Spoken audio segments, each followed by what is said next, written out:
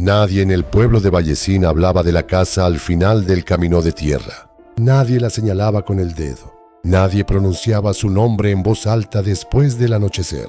Era una construcción vieja, de piedra oscurecida por décadas de humedad y olvido, con ventanas que parecían ojos ciegos mirando hacia el bosque.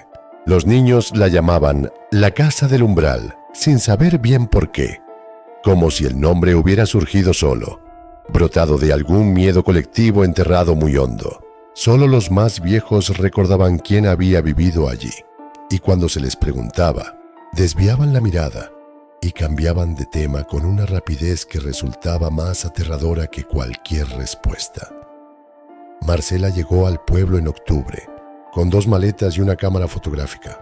Era periodista independiente, especializada en historias de lugares olvidados, y había encontrado una referencia a Vallecín en un foro obscuro de internet dedicado a anomalías geográficas.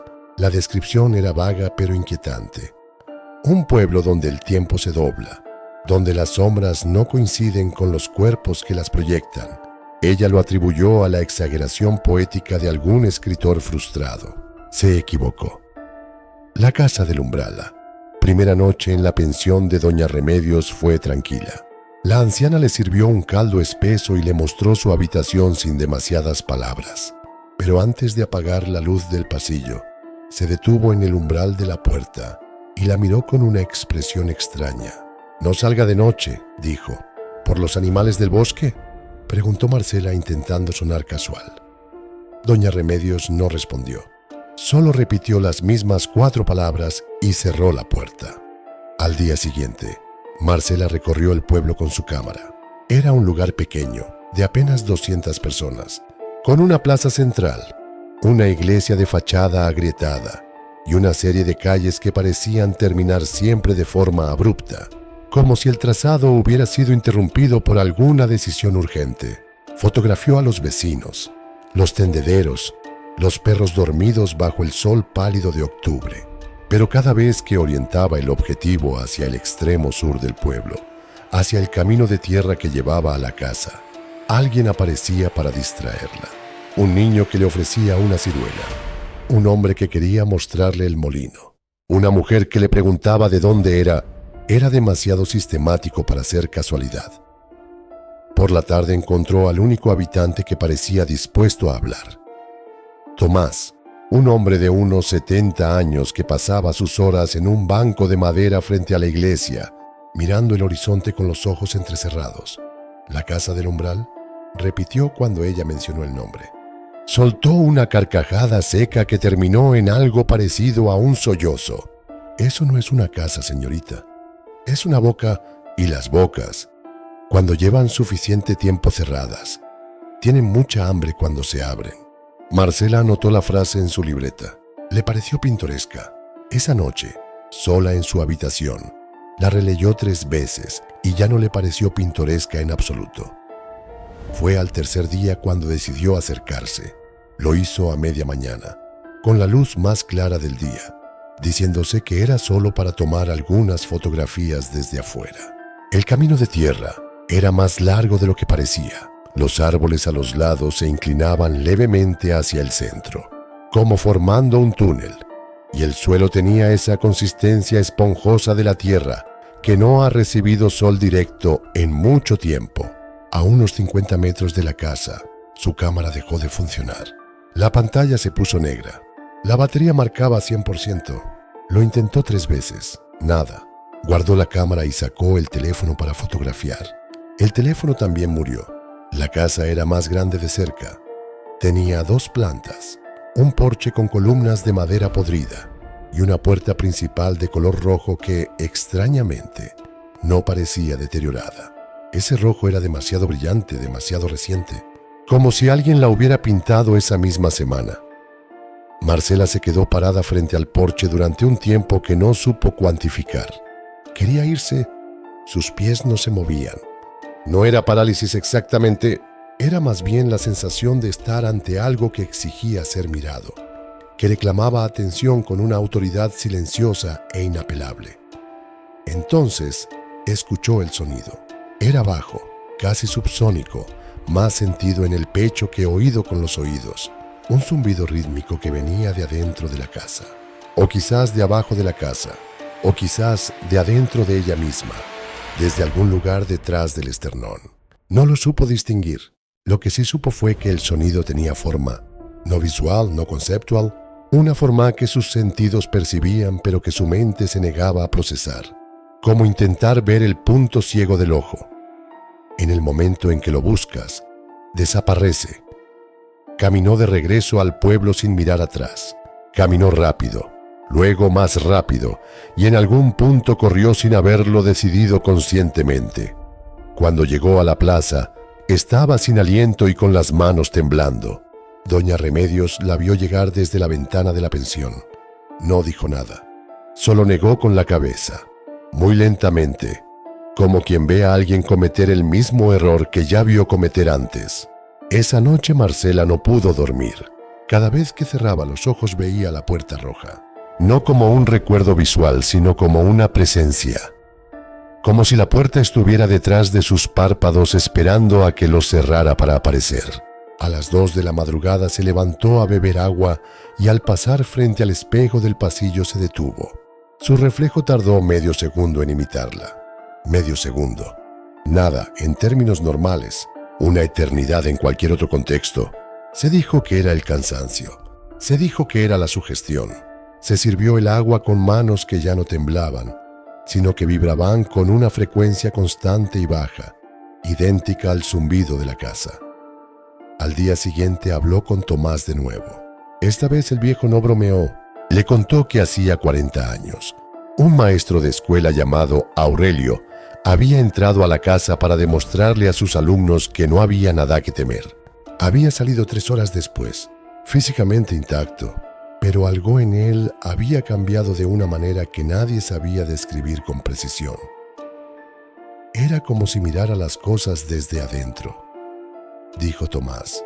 ¿Qué significa eso?, preguntó Marcela.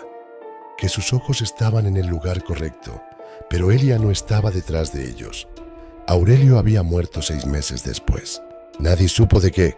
El médico escribió causas desconocidas en el certificado y se fue del pueblo esa misma semana, sin avisar, dejando su consultorio con los instrumentos sobre la mesa. Esa tarde, Marcela encontró en la biblioteca municipal, que era apenas una habitación con estanterías oxidadas, un cuaderno de tapas negras que contenía lo que parecían ser anotaciones del maestro Aurelio. La letra era pequeña y regular al principio, luego se iba haciendo más grande y errática hacia el final.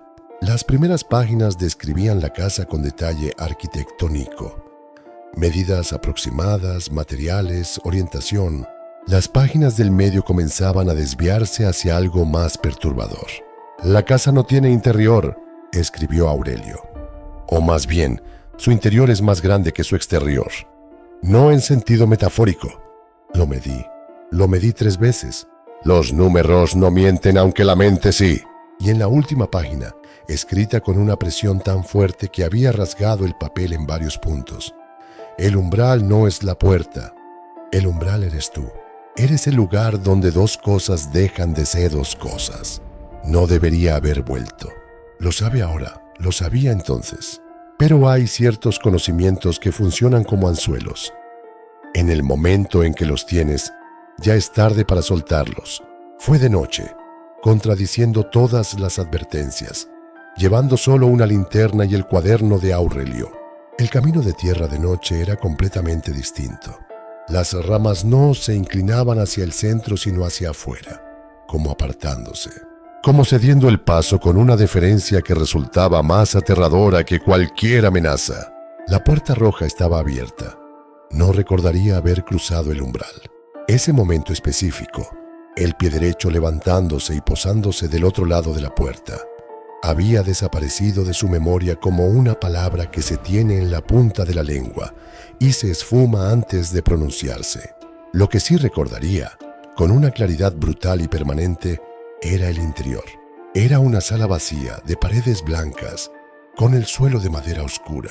Completamente normal, completamente vacía, excepto por las sombras. Las sombras no correspondían a nada. Estaban ahí, proyectadas sobre las paredes y el suelo. Formas humanas e inhumanas, algunas estáticas y otras moviéndose con lentitud, pero no había ninguna fuente de luz que las justificara ni ningún objeto que las generara. Existían solas, eran su propia fuente. Una de las sombras se parecía a ella. Tenía su silueta, su altura, incluso el gesto característico de llevar el peso sobre la pierna izquierda.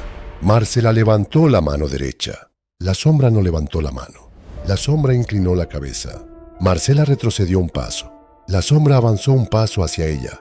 Y entonces el zumbido volvió, pero esta vez desde todas partes al mismo tiempo, desde las paredes y el suelo y el techo y desde adentro de sus huesos.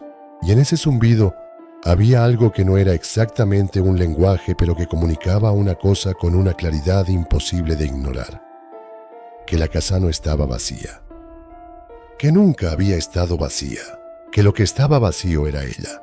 Salió corriendo, o creyó salir corriendo. El problema fue el tiempo, el camino de regreso al pueblo, que a la ida le había tomado unos 10 minutos.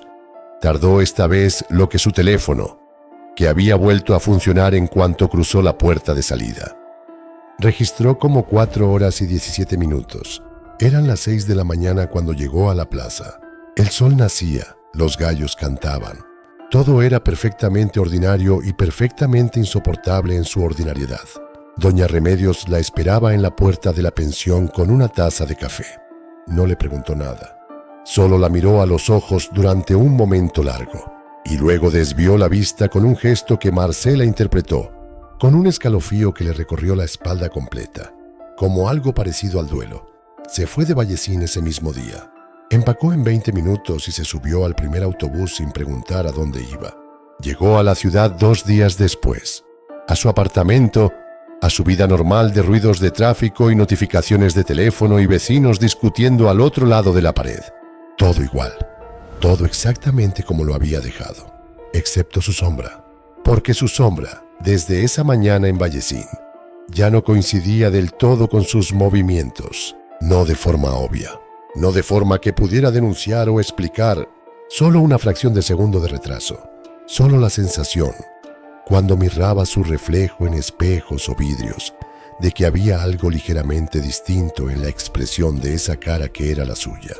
Como si alguien hubiera hecho una copia muy buena pero no perfecta, como si el original se hubiera quedado del otro lado del umbral, y la copia fuera lo que había vuelto a casa.